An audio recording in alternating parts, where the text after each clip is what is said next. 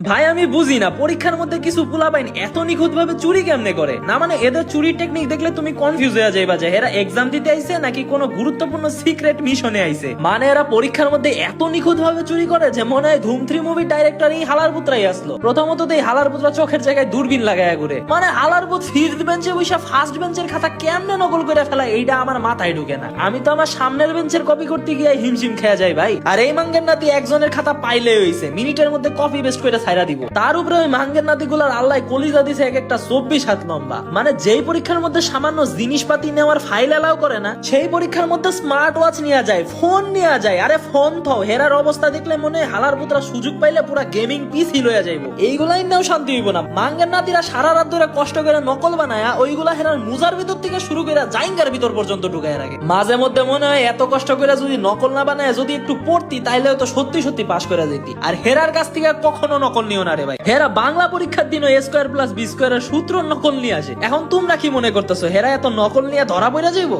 জীবন নেও না। হেরা পরীক্ষার মধ্যে এমন ভাবে যাইবো যে মনে হইব হেরার থেকে বিলিয়ন স্টুডেন্ট এই ক্লাসে নাই।